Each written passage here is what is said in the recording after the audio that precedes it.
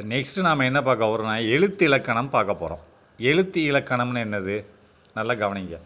அதாவது சிம்பிள் தான், அதே தான். நான் சொல்லி ஒரு எழுத்து தான், ஒரே எழுத்து, வார்த்தை, வாக்கியம். படிச்சிருக்கீங்களா? எழுத்துன்னு ஒரே எழுத்து, அதில் என்ன இலக்கணம் வரப்போகிறது அப்படின்னு பார்ப்போம். ரைட்டா? எழுத்து இலக்கணம் அப்படின்னா என்னன்னு பார்ப்போம்.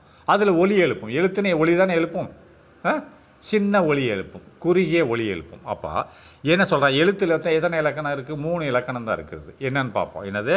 உயிர் எழுத்துக்கள். என்னது? உயிர் எழுத்துக்கள் எத்தனை? 12. உயிர் எழுத்துக்கள் எத்தனை? அ ஆ இ ஈன்னு 12 இருக்கும் எடுத்துக்காட்டுகள். ரைட்டா? இதில் இந்த பாருங்க, ஆ ஆ இதெல்லாம் உயிர் எழுத்துக்கள் ஒரு எழுத்து இலக்கணத்தில், ஒரு எல்லாமே ஒவ்வொரு எழுத்து. ரைட்டா? அதேமாரி இதை இந்த 12 போட்டிருக்கான் இல்லையா, எடுத்துக்காட்டில் அம்மா, ஆடு, இதை வச்சு நம்ம ஒரு ஒரு வேடை உண்டாக்கலாம், வார்த்தை. ரைட்டா? ஒரு சொல்லை உண்டாக்கலாம். ரைட்டா? வாக்கியம் கிடையாது. ரைட்டா? அப்போது மெய் எழுத்துக்கள் எத்தனை? இது 12, மெய் எழுத்துக்கள் 18. ஏன்னா கசட தபர ஞனங்கமன எரல வளல. ரைட்டா? கசட தபர 6, ஞனங்கமன 6, எரல வளல 6, 3 18. ரைட்டா? 18 ஆயிடுச்சு. இது உயிரெழுத்துக்கள், இது மெய் எழுத்துக்கள். ரைட்டா? இதை எழுத்து இலக்கணம். இந்த எழுத்து இலக்கணத்தை வச்சு தான் இலக்கணங்கள் வந்துக்கிட்டு இருக்கு. இதுதான் அடிப்படை. அப்போது இந்த உயிரெழுத்துக்கள்னு சொல்கிறீங்களே, இது இங்கிலீஷில் என்ன சொல்லுவாங்க? வவ்வல்ஸ்ன்னு சொல்லுவாங்க. இங்கிலீஷில் வவ்வல்ஸ்ன்னு சொல்லுவாங்க. AEIOU. இங்கிலீஷில் எத்தனை இருக்குது? 5 இருக்குது. இங்கிலீஷில் வவ்வல்னு சொல்லுவாங்க. அப்போது மெய் எழுத்துக்களை இங்கிலீஷில் என்ன சொல்லுவாங்க? கான்சோனன்ட்னு சொல்லுவாங்க. கான்சோனன்ட் அப்படின்னா மெய் எழுத்துக்கள். அப்போது அங்கே 5 போக உயிரெழுத்துக்கள் இங்கிலீஷில் 5 போக, மொத்தம் 26 எழுத்துக்கள். 5 உயிரெழுத்துக்கள் அங்கே 5 போக வவ்வல்ஸ் தான் உயிரெழுத்துக்கள். மீது எத்தனை இருக்கோ? 21 எழுத்துக்கள் கான்சோனன்ட். அப்போ இங்கே மெய் எழுத்துக்கள் பேர் என்னது? கான்சோனன்ட். ரைட்டா? இந்த கான்சோனண்ட்டை வச்சு நீங்கள் ஒன்றும் பண்ண முடியாது. இந்த மெய் எழுத்துக்களை வச்சு ஒன்றும் பண்ண முடியாது. இது தனியாக நிற்க முடியாது. இப்போ உயிரெழுத்துக்கள் தனியாக நிற்கும், ஆ ஆ இதெல்லாம் தனியாக நிற்கும். இந்த இக்கு தனியாக நிற்க முடியுமா? நிற்க முடியாது. அப்போ இது தனியாக நிற்கன்னு என்ன செய்யணும்? இந்த மெய் எழுத்துக்கள் உயிரெழுத்துக்களோடு இணைந்து ஒரு எழுத்தை உண்டாக்கணும். அதுதான் உயிர் மெய் எழுத்துக்கள். இந்த பாருங்க, இப்போ உயிர் மெய் எழுத்துக்கள் நெக்ஸ்ட் இந்த உயிர் மெய் எழுத்துக்கள்னு போட்டான். அப்போ உயிர் என்னது? இந்த 12 எழுத்துக்கள். அது மெய் எழுத்துக்களோடு சேரும்போது உயிர் மெய் எழுத்துக்கள் உண்டாகிறது. இங்கே பாருங்கள், உதாரணத்துக்கு என்ன போட்டுங்க? எடுத்துக்காட்டுகள். கான்றது என்னது? ஒரு தனியாக நிற்கும் ஒரு எழுத்து, உயிர் மெய் எழுத்து. ரைட்டா? இது எப்படி வருது? உயிரெழுத்தும் மெய் எழுத்தும் சேர்ந்து வர்றது தான் உயிர் மெய் எழுத்துக்கள். இக்குன்றது மெய் எழுத்து ப்ளஸ் உயிரெழுத்து. அப்போ உயிர் மெய் எழுத்து. அப்போ என்ன வருது? 2 சேர்த்தா காணா வருது. அப்போ இச்சு ப்ளஸ் இச்சுன்னு என்னது? மெய் எழுத்து. ஈன்றது உயிர் எழுத்து. அதான் அப்போ 2 சேர்ந்தா உயிர் மெய் எழுத்து. இது சி வருது, இது தனியாக நிற்கும் சி. ரைட்டா? வெறும் மெய் எழுத்து தனியாக நிற்க முடியாது. ரைட்டா? அதான் பார்த்துக்கோங்க. அப்போ இது என்னதாயிடுச்சு? எழுத்து இலக்கணத்தில் இது பேசிக் அடிப்படை. ரைட்டா? கேட்பாங்க. ரைட்டா? அப்போ சொல் இலக்கணம். சொல்லில் என்ன இலக்கணம் இருக்குது அப்படின்னு பார்ப்போம். ஒரு சொல். ரைட்டா? சொல்லுனால 2 தானே, ஒன்று நவுனு இல்லை வெர்பு, 2 தான் இருக்கும். நவுன்னா பெயர் சொல் இல்லை வினை சொல். பெயரை குறிக்கும் சொல் பெயர் சொல். வினை செயல்பாடை குறிக்கும் சொல் வினை சொல். ஏற்கனவே படிச்சிருக்கீங்க, சொல்லி கொடுத்துருக்கேன். இப்போ சொல்லிலக்கணத்தில் எத்தனை இருக்கு? சொற்களின் வகைகள், அவற்றின் பயன்பாடு பற்றி கூறுவது. அதன் வகை, அதன் பயன்பாடு. வகை என்னது? பெயர் சொல். பெயரை குறிக்கும் சொல் பெயர் சொல், நவுன் இங்கிலீஷில். அப்போ பெயரை குறிக்கிறது என்னது? எந்த விலங்கு, அது என்னது? மனிதரோட பெயர்கள், பொருளோட பெயர், இடத்தோட பெயர், உயிரினத்தின் பெயர், எதை குறித்தாலும் பெயரை குறித்தால் அது பெயர் சொல். அப்போ மாணவன், ஆசிரியர், புத்தகம், வீடு, மரம், இதெல்லாம். இப்போ என் பேர் பாலசுப்ரமணியனாலும் பெயர் சொல் தான். ரைட்டா? சரி, நெக்ஸ்ட்டு வினை சொல்னா வேலை செய்கிறதை குறிப்பது வினை சொல். ரைட்டா? உதாரணமாக எப்படி? ஓடுதல், வேலை செய்கிறானா, ஒர்க் பண்ணுறானா, ஓடுறான். அப்போது படிக்கிறானா, வேலை செய்கிறானா. அப்போது சாப்பிடுதல், வேலை செய்கிறானா, சாப்பிட்டால் வேலை தானே. அப்போது பேசுதல், அது வேலை தானே. எழுதுதல், வேலை தானே. அப்போ இது வேலை செய்வதை குறிப்பது வெர்பு. ரைட்டா? அதை தான் வினை சொல்னு சொல்லுவாங்க. அப்போ பண்பு பெயர் அப்படின்றான். அப்போ பண்பு பெயர்னு என்னது? ஒரு பெயர் சொல் இருக்கிறது. அட்ஜெக்டிவ் நான் சொல்லி கொடுத்துருக்கேன் இல்லையா? அட்ஜெக்டிவ்னு என்னது சொன்ன ஒரு நவுனை போற்றியோ இகழ்த்தியோ சொல்லுவது அட்ஜெக்டிவ்னு சொன்னேன். ரைட்டா? அப்போ இது என்ன சொல்லணும், இந்த இதை பண்பு பெயருக்கு இன்னொரு பெயர் இருக்குது. என்ன பெயர் இருக்குது? பண்பு பெயர்னு சொல்லலாம். இல்லைன்னா பெயர் அடை, பெயர் கூட சேர்ந்து ஒரு அடைமொழி. அதுக்கு என்ன சொல்லுவாங்க? பெயர் அடை, அதாவது பெயரின் அடைமொழி அப்படின்றாங்க. ரைட்டா? ஒரு பெயர் இருக்கிறது நவுனு, அதுக்கு அடைமொழி வைத்து கூறுவது பெயர் அடை. ஒரு அடைமொழி என்னது? இங்கே அதான் பண்பு பெயர்னு சொல்லலாம், இல்லை பெயர் அடைன்னு சொல்லலாம். அதே மாதிரி செயல் அடை, வெர்பை போற்றியோ இகழ்த்தியோ சொன்னால் அது வினை அடை. வினை செயல், வினை தானே, வினைன்னு செயல், வினை அடைன்னு சொல்லுவாங்க. ரைட்டா? இப்போ பண்பு பெயர், அதுக்கு பக்கத்தில் எழுதிக்கோங்க, பெயர் அடைன்னு எழுதிக்கோங்க. இதை பெயர் பண்பு பெயர்னு சொல்லலாம், பெயர் அடைன்னு எழுதிக்கோங்க. அப்போ தான் ஞாபகம் வரும். இல்லை அடை வினைன்னு சொல்லுவோம், அடை பெயர்னு சொல்லுவாங்க. இது பண்பு பெயர் மேக்ஸிமம் எப்படி வரும்னா பெயர் அடை, அதாவது பெயருக்கு அடைமொழி வைத்து சொல்லுவது. இப்போ பாருங்கள் என்னது? நல்ல மாணவன், இங்கிலீஷில் வரும்போது அட்ஜெக்டிவ்னு வரும். நவுனை போற்றியோ இல்லை கெட்ட மாணவன் எங்கே சொல்லி கொடுத்துருக்கீங்க. இது திரும்பி வருது, 7ஆம் கிளாஸ்லேயே வருது, 7ஆம் கிளாஸ்லேயும் வருது. 8ஆம் கிளாஸில் பெரிய வீடு, அழகான பூ. பெரிய வீடுனா வீடு, ஒரு நவுனு, ஒரு பெயர், அது பெரிய வீடு, அதை பெயர் அடைமொழி வைத்து சொல்கிறான். ரைட்டா? அப்போ பூன்றது ஒரு மலர், அப்போ அது அடைமொழி வைத்து சொல்கிறான், அழகான பூ, அப்போ பெயர் அடை. ரைட்டா? அப்போது புத்திசாலி குழந்தைன்றது ஒரு பெயர், அது புத்திசாலி அடைமொழி வைத்து சொல்லுகிறான். ரைட்டா? அப்போ சுத்தமான நீர்ன்றது ஒரு பெயர், சுத்தமானன்றது ஒரு அடைமொழி. ரைட்டா? அப்போ பெயர் அடை வந்துச்சா? அப்போது நல்லா பார்த்துங்க, இது செயல் அடைன்னு சொல்லுவாங்க. ரைட்டா? வினை அடை, அதாவது வினை அடை. ரைட்டா? வெர்புனா வினை தானே, வினை சொல்னு சொல்லுவாங்க, வெர்பு. அப்போ அதில் எப்படி வெர்பை நீ இப்போ நான் ஓடுகிறான் அப்படின்னா ரன் அப்படின்றான். ரன்னுன்றது என்னது? ஓடுகிறான். அது என்னது? வினைச்சொல். ரைட்டா? இது பெயர் சொல், பேர், அது வினைச்சொல். ஆனால் எப்படி அதை வினை அடைன்னு சொல்லுவாங்க. இது பெயர் அடை, அது வினை அடைன்னு எப்படி வரும்? ரன் ஃபாஸ்ட்லி அப்படின்னு வேகமாக ஓடுகிறான். அப்போ அந்த வினையை நான் அடைமொழி வைத்து சொல்கிறேன். ரன் ஓடுகிறான், இது வினை. எப்படி ஓடுறான்? ஃபாஸ்ட்லி, ரன் ஃபாஸ்ட்லி, வேகமாக. அப்போ அடைமொழி வைத்து சொல்கிறேன்னா, அதேமாதிரி ரன் ஸ்லோலி, மெதுவாக ஓடுகிறான், அடைமொழி வைத்து சொல்லுங்கன்னா அது வினை அடை. அது எழுதிக்கோங்க வேணாம். அப்போ நெக்ஸ்ட்டு தொடர் இலக்கணம்னு ஒரு இலக்கணம் தொடர்ந்து வந்து கொண்டு இருக்கும். ரைட்டா? அப்போ அது எப்படி வரும்னா சொற்கள்னு வார்த்தை, ஒவ்வொரு வார்த்தைகள் சேர்ந்து வந்துக்கிட்டு இருக்கும். அதை தொடர். நான் சிம்பிள் சென்டென்ஸ்னு சொன்னல, ஒரு வாக்கியத்தை தான் சொல்கிறான் தொடர் இலக்கணம். இலக்கணம்னால வார்த்தை, எழுத்து எல்லாமே இலக்கணம் தான். ரைட்டா? சொற்கள் இணைந்து வாக்கியமாக வருதா தொடர் இலக்கணம். ரைட்டா? அப்போ இது எளிய வாக்கியம் சொன்னார்ல, சாதாரண வாக்கியம் தான் தொடர் இலக்கணம். அப்போ அது எளிய வாக்கியம் என்னது? எளிய வாக்கியம் என்னது? ஒரு கருத்தை மட்டும் சொல்லுவது. உதாரணம், நான் பள்ளிக்கு செல்கிறேன். என்ன செல்கிறேன் எல்லாமே என்னது? ஒரு எளிய வாக்கியம்தான், தொடர் இலக்கணம் தான். ஏன்னா வார்த்தைகளை தொடர்ச்சியாக வருது. நான் ஒரு வார்த்தை, பள்ளின்ற ஒரு வார்த்தை, செல்கிறேன்றது ஒரு வார்த்தை. ரைட்டா? எல்லாமே வார்த்தைகளால் வருகிறது. ரைட்டா? இங்கே வெர்பு நவுன்லாம் பார்க்கக்கூடாது, வார்த்தைகளின் தொடர்ச்சி, அதான் தொடர் இலக்கணம் சொல்லுவாங்க. அப்போது இது எப்படி வருகிறதுனா, இந்த தொடர் இலக்கண வாக்கியத்தில் கூட்டு வாக்கியம் நான் சொல்லி கொடுத்துருக்கேன் இல்லையா? கூட்டு வாக்கியம்னா என்னது? 2 தனி வாக்கியங்கள் இணைந்து செயல்படும். ரெண்டுமே தனித்தனியாக இருக்கும் வாக்கியம். ரைட்டா? தனித்தனி வாக்கியம் இருக்கும், அதை ஒரு இணைப்பு போட்டு செயல்படுத்துகிறத கூட்டு வாக்கியம். ரெண்டா? அது 2 எளிய வாக்கியங்கள் இணைப்பு. ரைட்டா? இப்போ உதாரணத்துக்கு, நான் படிக்கிறேன், இது ஒரு வாக்கியம். தேர்ச்சி பெற்றேன், இது ஒரு வாக்கியம். முடிஞ்சிச்சா? நான் படிக்கிறேன், சென்டென்ஸ் முடிஞ்சிச்சு. தேர்ச்சி பெற்றேன், சென்டென்ஸ் முடிஞ்சு. அப்போ 2 சென்டென்ஸை இணைக்கிறான். அதை என்னது? கன்ஜெக்ஷன் சொல்லி கொடுத்துருக்கேன் இல்லையா? இணைப்பு சொல்னு சொல்லியிருக்கேன் இல்லையா? இது இணைப்பு சொல். ரைட்டா? அப்போ நான் படித்தேன் மற்றும் தேர்ச்சி பெற்றேன். ரைட்டா? அப்போ அவன் வந்தான், ஒரு சென்டென்ஸ், ஒரு வார்த்தை. ரைட்டா? ஒரு சென்டென்ஸ். ரைட்டா? வாக்கியம், வார்த்தையில் வாக்கியம். அதேமாரி ஆனால் பேசவில்லை, அவள் வந்தாள் ஆனால் பேசவில்லை. ரைட்டா? என்னது ஆனால்? என்னது ஆனால்னா என்னது? ஒரு இணைப்பு சொல். ரைட்டா? அதாவது அவள் வந்தாள் ஆனால் பேசவில்லைன்றது முடிஞ்சிடுச்சு சென்டென்ஸு. அவள் வந்தாள், அது ஒரு சென்டென்ஸ். 2 இணைக்கிறது, ஆனால் அப்படின்றது இணைக்கிறது. ரைட்டா? மழை பெய்தது, ஆகவே குளிர்ந்தது. குளிர்ந்தது ஒரு சென்டென்ஸ் முடிஞ்சிச்சு. மழை பெய்தது முடிஞ்சிச்சு. ஆகவே குளிர்ந்தது இணைப்பு சொல். ரைட்டா? அப்போ அவன் உழைத்தான் மற்றும் வென்றான், இதெல்லாம் பார்த்துக்கோங்க. ரைட்டா? அப்போ சிக்கலான வாக்கியம் ஏற்கனவே படிச்சிருக்கீங்க, சொல்லி கொடுத்துருக்கேன். சிக்கல் காம்ப்ளெக்ஸ் சென்டென்ஸ்.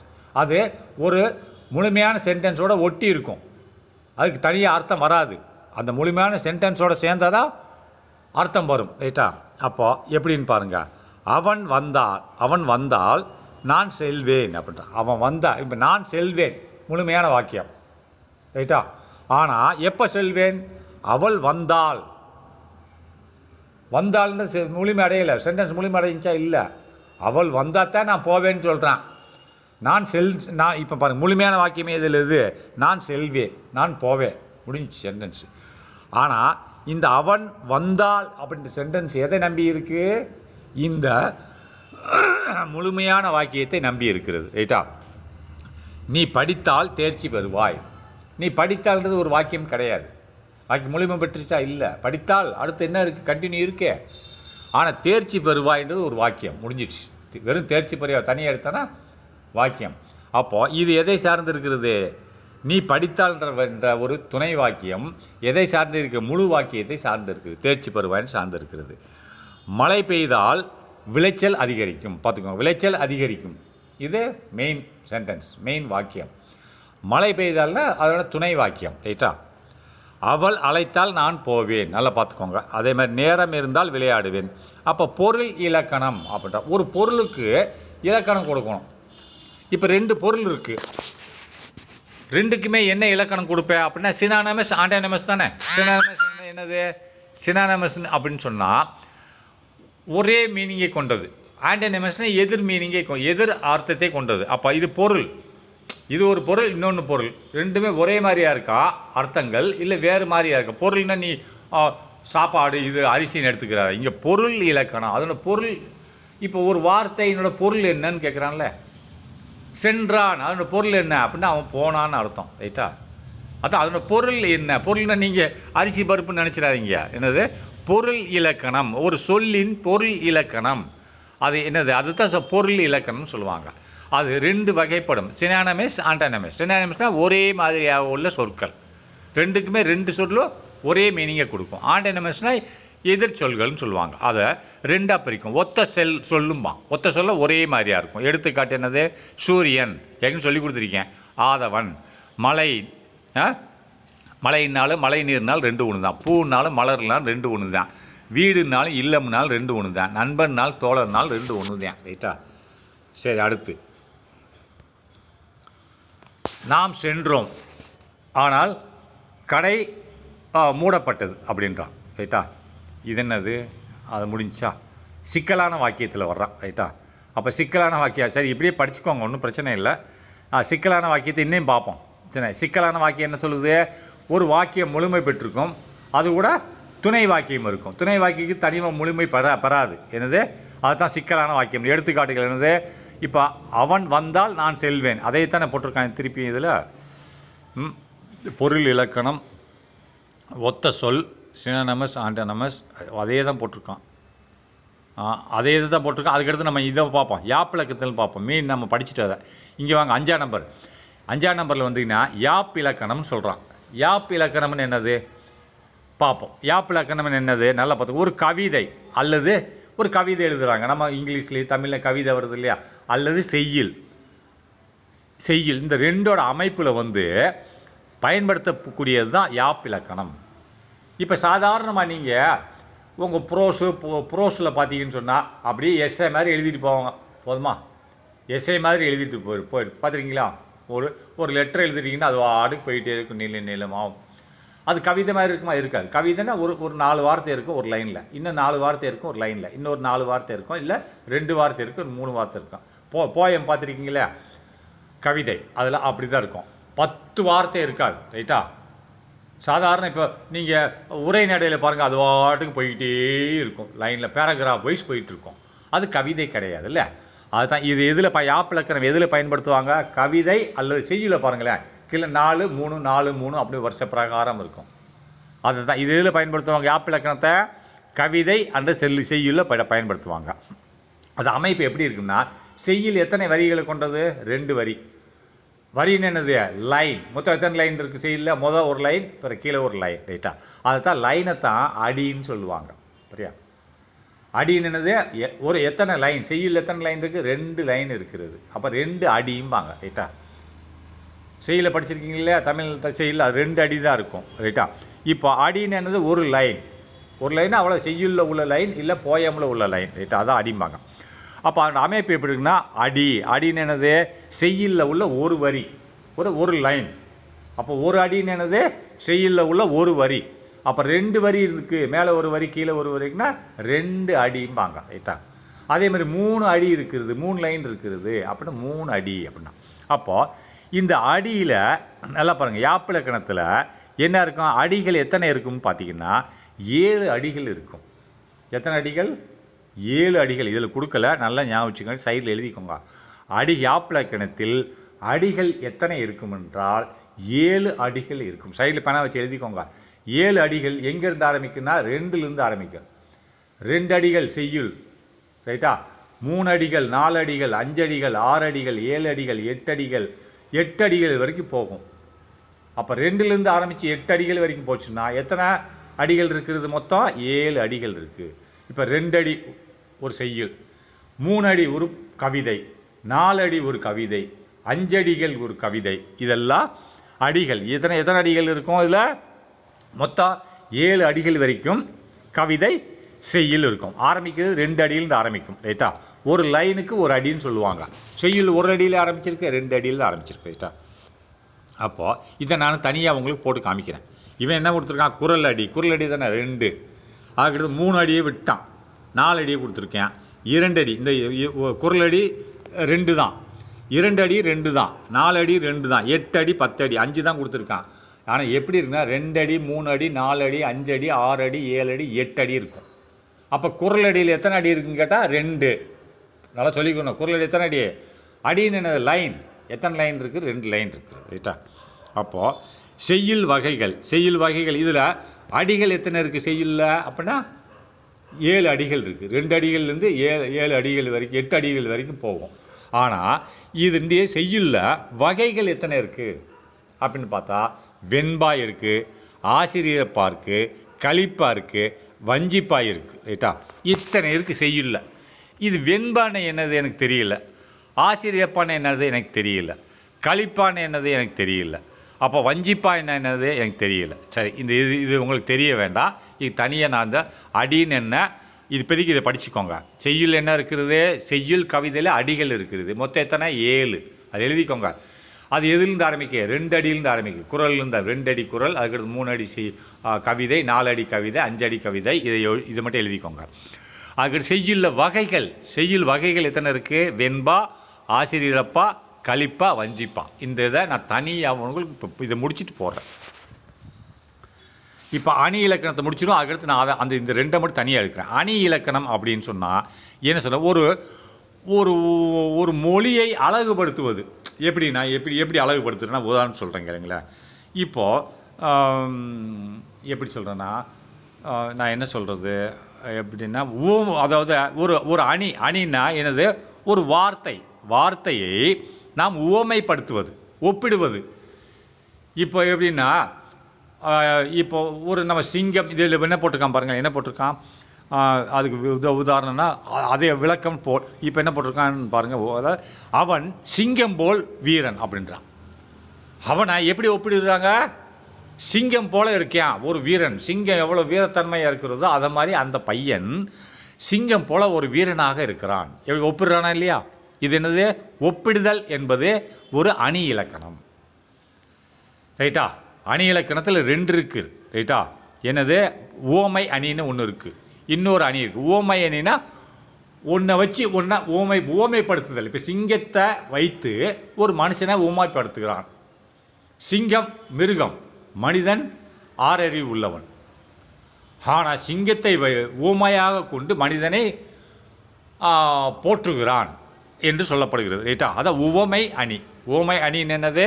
அதை அணி இலக்கணம் அப்படின்றாங்க. அணி இலக்கணத்தோட இது என்னது? அதை அழகுபடுத்தி சொல்லுவது. அந்த வார்த்தையை அழகுபடுத்தி சொல்லுவது, ரைட்டா? அதை தான் இந்த மாதிரி உவமை அணின்னு சொல்கிறாங்க, ரைட்டா? இப்போ அதை மாதிரி இருக்கான் அப்படின்னு சொல்கிறாங்க, ரைட்டா?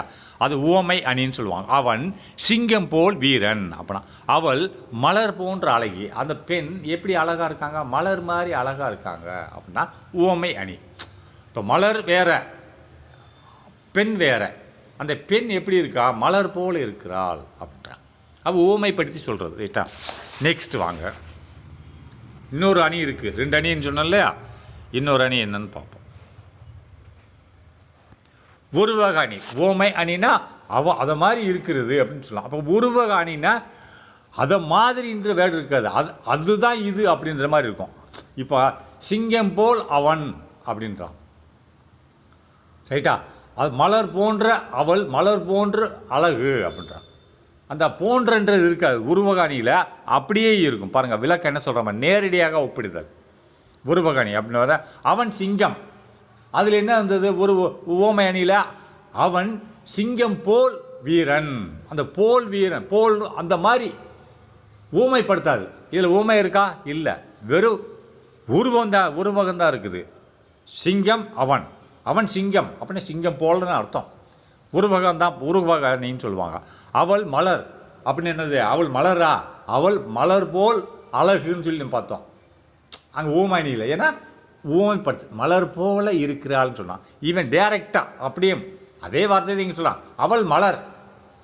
அதாவது என்ன? உருவக அணி, ரைட்டா? இப்போது நம்ம அந்த அடிகள், அந்த கலிப்பா, இதை தனியாக பார்ப்போம் வாங்க. அதை முடிச்சிடுறேன்.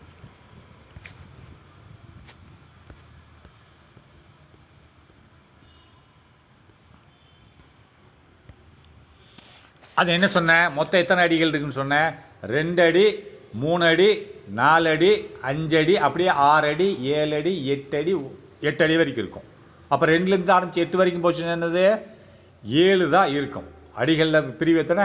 7. குரல் அடின்னு 2 அடி. இங்கே பாருங்கள், குரல் அடி எத்தனை? 2 அடிகள் இருக்குது, 2 வரி தான் இருக்கும். இங்கே பாருங்க, முதல் இது கல்வி வாழ்வின் ஒளி, அறம் மனிதன் வழி, 2 வரிகள் தான் இருக்குது, ரைட்டா? இது ஒரு 1, ரைட்டா? அப்போ 2வது 3 அடி இருக்கும், 3 அடிகள். இது ஒரு கவிதை. உழைப்பு உயர்வு தரும், பொறுமை பலம் தரும், நேர்மை புகழ் பெறும். அவ்வளோதான். 3 லைன், 3 வாக்கிய வார்த்தை தான் இருக்கும். அதுதான் இது கவிதைம்பாங்க அல்லது செய்யுள்பாங்க. 3க்கு மேலே நீ வாட 10 எழுதிக்கிட்டேன் நேராக ஒரே லைனில், அது செய்யுளும் ஆகாது, கவிதையும் ஆகாது. கவிதைன்னு 4 மிஞ்சி போனால் 4 வார்த்தை தான் இருக்கணும், ரைட்டா? அப்போ இங்கே பாருங்க, இதில் எத்தனை அடிகள்? 3 அடிகள் இருக்குது. அப்போ 4 அடியில் பாருங்கள். தாய் அன்பு தெய்வம், தந்தை துணை பலம், ஆசிரியர் அறிவு விளக்கு, நண்பன் வாழ்க்கை துணை. 4 அடி இருக்கா? 4 லைன் இருக்குது. லைனை தான் சொல்லுவாங்க 4 அடிம்பாங்க. அப்போ 5 அடி. இங்கே பாருங்கள், 5 அடியில் நீங்கள் படிச்சுக்கோங்க பிரிண்ட் எடுத்து. 6 அடி. இந்த 6 அடி கவிதை. இந்த பாருங்க, காலை சூரியன் எழுந்தான், காற்று குளிர்ச்சி தந்தது, மலர்கள் மனம் வீசின, பறவைகள் பாடல் பாடின, குழந்தைகள் பள்ளி சென்றனர், உலகம் மகிழ்ச்சி கொண்டது. இது ஒரு கவிதை, ரைட்டா? இங்கே 7 அடிகள் இருக்குது. 7 அடியில் ஒரு கவிதை. 8 அடி, அவ்வளோதான். 9 அடிகள்லாம் கிடையாது. அடிகளை பற்றி பார்த்துக்கிட்டிங்களா? இப்போ அந்த வெண்பா இன்பானை எப்படின்னு பார்ப்போம்.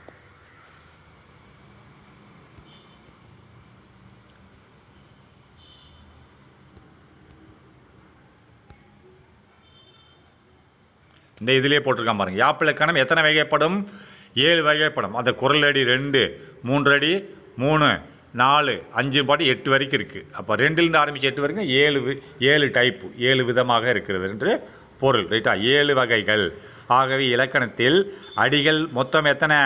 7 வகைகள், 2 முதல் 8 வரை, ரைட்டா? இப்போ பாருங்கள், அந்த கலிப்பா இதெல்லாம் பார்த்தோம் இல்லையா?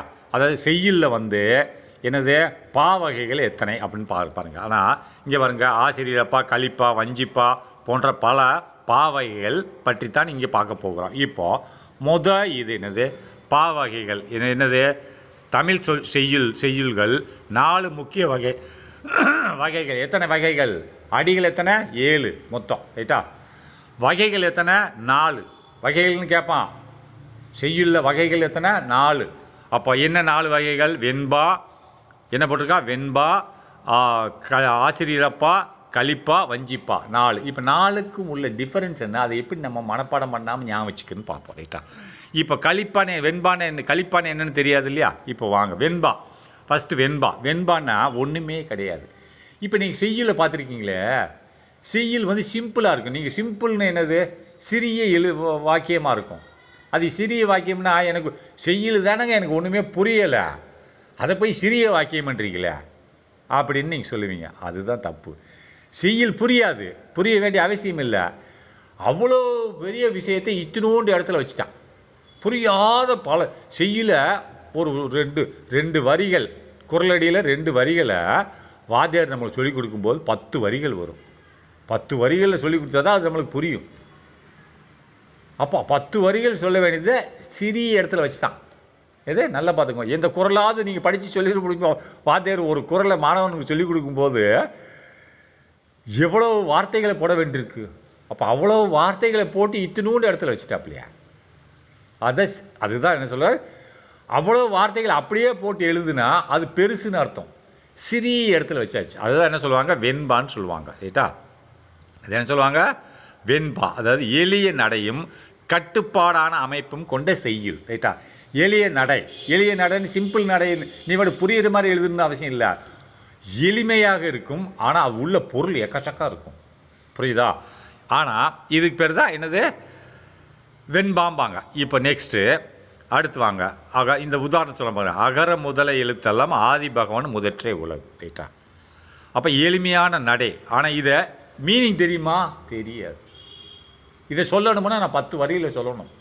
அப்போ அவ்வளோ சொல்ல வேண்டியது இத்தினூண்டு இடத்துல வச்சுட்டான், சிறிய இடத்துல வச்சுட்டான், சிறிய நடைமுறையில் வச்சுட்டான். அதுதான் இது வெண்பாம்பாங்க. சிறிய இடத்துல வைப்பது வெண்பாம்பாங்க, சிறிய நடைமுறையில் வைப்பது. ரைட்டா? அப்போ ஆசிரியர் பண்ணால் அந்த பெரிய நடைமுறை அதை விளக்கமாக சொல்லுவது. இப்போ இந்த செய்யுளை விளக்கமாக சொல்லணும், அது யார் படித்தாலும் புரியும். அதுதான் ஆசிரியர் அப்பா. அதான் நீளமான வரிகளும் விளக்கமான கருத்தும் கொண்டது. சொல்லிட்டானா, செய்யுள் வந்து சிறிய எளிய நடைமுறை, அதை நீ விவரமாக சொல்ல வேண்டியிருக்கும். ஆனால் அதுக்கு எதிர்ப்பாதம் ஆசிரியர் பண்ணது நீளமாக இருக்கும், நீளமான வரிகளும் விளக்கமாக இருக்கும். இது சாதாரண ஆள் புரிஞ்சிக்கலாம். உதாரணத்துக்கு பாருங்களேன், என்ன போட்டிருக்கான், கல்வி மனிதனை உயர்த்தும். இது ஈஸியாக தானே இருக்குது, ஆனால் நீளமாக இருக்குது. அதை அறிவு வாழ்க்கையை ஒளிரே செய்யும். புரியுதா?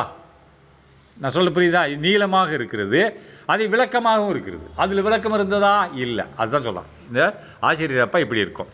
அதே 3வது கலிப்பா என்பது என்னது அப்படின்னு பார்த்தீங்கன்னா, இசையை போல இனிமையாக ஓடும் நடைனா வார்த்தை, இசை மாதிரி இருக்கும். அந்த வார்த்தையும் எப்படி இசை, நான் பாட்டு கேட்குறீங்களா அதை மாதிரி இருக்கும். அப்படின்னு எப்படின்னு பாருங்கள். உதாரணத்துக்கு, மலர் மலர்ந்து மனம் வீச, மனம் மகிழ்ந்து களி பேச அப்படின்றான். இதை பாருங்கள், மலர்ந்து மனம் வீச. மலர் வந்து நல்லா மலர்ந்ததுக்கு அப்புறம் அந்த சுமல் வந்து, அந்த மல்லிகைப்பூ தோட்டத்தில் போனீங்கன்னா அந்த மல்லிகைப்பூ மலர்ந்ததுக்கப்புறம் ஒரு சுமல் வரும், நல்லா இருக்கும். அதுதான் சொல்கிறேன், மலர். அதாவது ஒரு கவிதை மாதிரி, ஒரு இசை போல் இருக்கிறதா இல்லையா வார்த்தைகள். மலர்ந்து மனம் வீச, மனம் மகிழ்ந்து களி பேச.